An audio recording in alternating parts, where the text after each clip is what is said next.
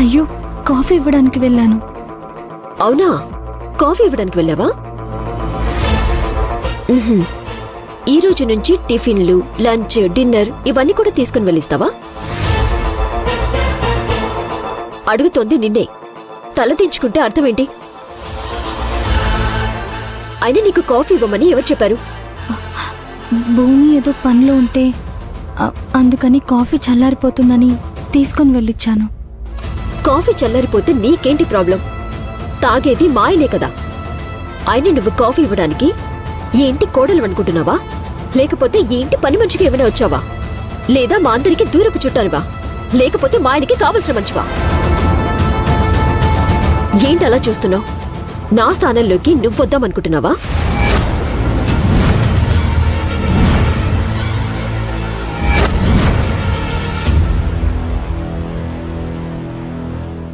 చూడు, నువ్వు కేవలం భూమికి ఫ్రెండ్వి మాత్రమే.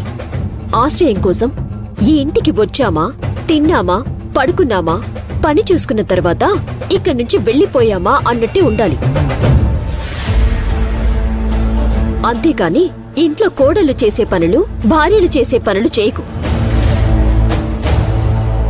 ఇంకోసారి మా గదిలోకి నువ్వు వెళ్ళినా, మా ఆయనతో మాట్లాడినట్టు తెలిసినా, నీకు సంబంధం లేని విషయాల్లో నువ్వు తల దూర్చినా నేనేం చేస్తానో నాకే తెలీదు.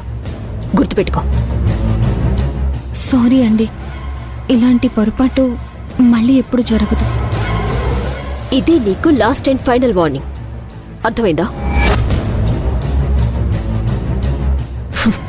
నిన్ను కాదులే, ఈ ఇంట్లోకి ఎవరిని పడితే వాళ్ళని తీసుకొచ్చినా ఆ భూమిని అనాలి. ఈ రోజుల్లో చాలా మంది సంతు దొరికితే సవతి అవ్వాలని చూస్తున్నారు.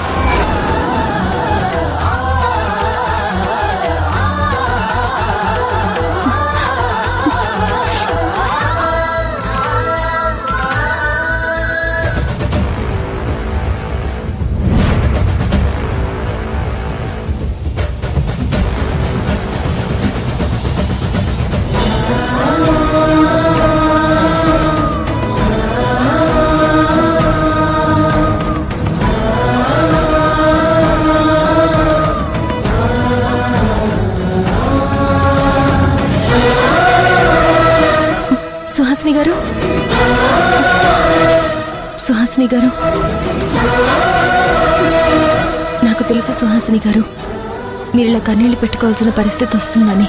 మీరు ఇంటికి కొత్తేమో కానీ నేను కాదు. ఇంట్లో వాళ్ళందరూ మంచివాళ్లే, ఆ అలేఖ్య తప్ప. అలేఖ్య ఎవరికి ఏం మంచి పని చేసినా ఒప్పుకోదు. తనకంటే ఇంట్లో వాళ్ళు ఎవరినైనా మెచ్చుకున్నా ఓర్చుకోలేదు. పైగా బావగారితో మాధవ్ క్లోజ్గా మాట్లాడినా తట్టుకోలేదు. అలాంటిది మీరు వెళ్ళి కాఫీ ఇస్తే తను భరించలేదు. ఖచ్చితంగా మిమ్మల్ని ఏదో ఒకటి అంటుందని నాకు తెలుసు.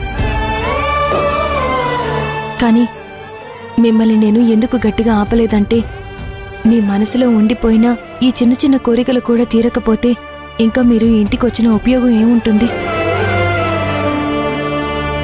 అందుకే నేను మిమ్మల్ని గట్టిగా వారించలేదు, సైలెంట్గా ఉన్నాను. నేను బాధపడుతుంది అలేకి నా మీద కోప్పడినందుకు కాదు, నన్ను తిట్టినందుకు కాదు. మరి ఎందుకు ఈ కన్నీళ్ళు? రాఘవ్ లాంటి మంచి మనసు అందరికీ ఉండదు భూమి. రాఘవ ప్రేమతో పాటు రాఘవ కోపం, ద్వేషం కూడా నాకు ఇష్టమే. రాఘవ చాలా సెన్సిటివ్. ఎవరికి అన్యాయం జరిగినా ఒప్పుకోడు, ఎవరు బాధపడుతున్నా చూస్తూ ఊరుకోడు. అలాంటి మంచి మనిషికి అలేకి ఇలాంటి భార్య వస్తుందని నేను అస్సలు ఊహించలేదు.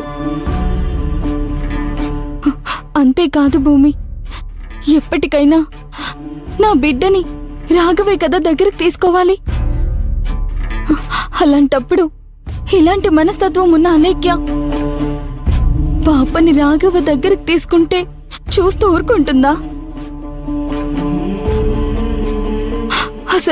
అసలు దగ్గరకు తీసుకొనిస్తుందా అనే భయం నాలో మొదలైంది. రాఘవ్కి ప్రేమ పంచాలని ఉన్నా అలేఖ్య మాత్రం ఎట్టి పరిస్థితిలో పంచనివ్వదు. నా పాపని ఈ ఇంటికి పంపించినప్పుడు ఒక దేవాలయానికి పంపిస్తున్నాను అనుకున్నాను. అక్కడుండే వాళ్ళందరూ దేవుళ్ళు దేవతలు అనుకుని ఆనందంగా ఫీల్ అయ్యాను. కానీ అలేఖ్యని చూస్తుంటే నాకు భయం ఎక్కువ అవుతుంది. నా పాప భవిష్యత్తు గురించి ఆలోచిస్తుంటే నా గుండెల్లో దడ పుడుతుంది. అంత దూరం ఆలోచించారా సుహాసిని గారు? కన్న తల్లిని కదా, అలాగే ఆలోచిస్తాను కదా. పాప మీద బావగారికి మాత్రమే ప్రేమ ఉంటే సరిపోతుంది. అలేఖ్య ప్రేమ మనకేమీ అవసరం లేదు. అయినా అలేఖ్య చూసుకోవాల్సిన అవసరం ఏముంది? అమ్మా నాన్నలుగా మాధవ్ నేను ఇక్కడే ఉంటాం కదా. సుహాసిని గారు, ఈ మాట చాలు భూమి. నేనెక్కడున్నా ప్రశాంతంగా ఉంటాను. పాప విషయంలో అయితే మీరు కంగారు పడాల్సిన అవసరమే లేదు. పాపకి మేమంతా ఉంటాం. ఇంకా మీరు వీటి గురించి ఏమీ ఆలోచించకుండా ప్రశాంతంగా ఉండండి.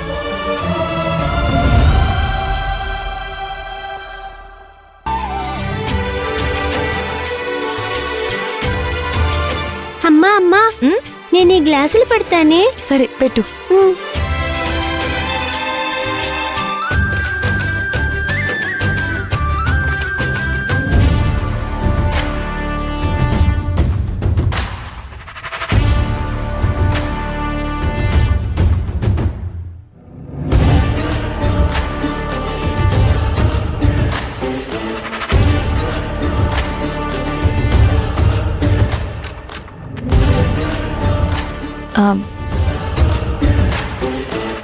ఏంటా లెక్కి అలా చూస్తున్నావు?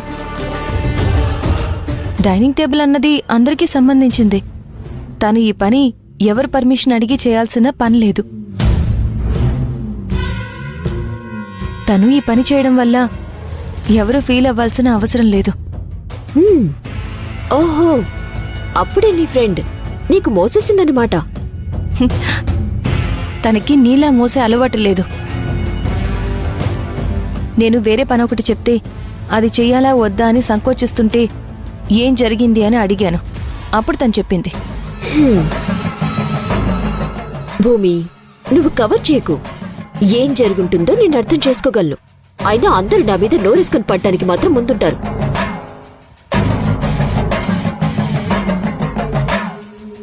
భూమి, భూమి,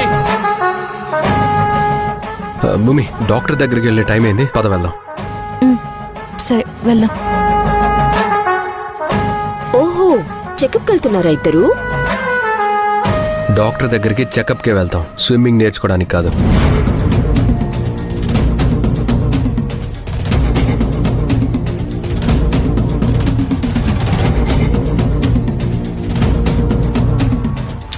ఏంటో కృష్ణ, ఇంత చిన్న వయసులో నీ పరిస్థితి ఇలా అయిపోతుంది. నీ భవిష్యత్ ఏంటో ఎలా ఉంటుందో నాకైతే అర్థం కావడం లేదు.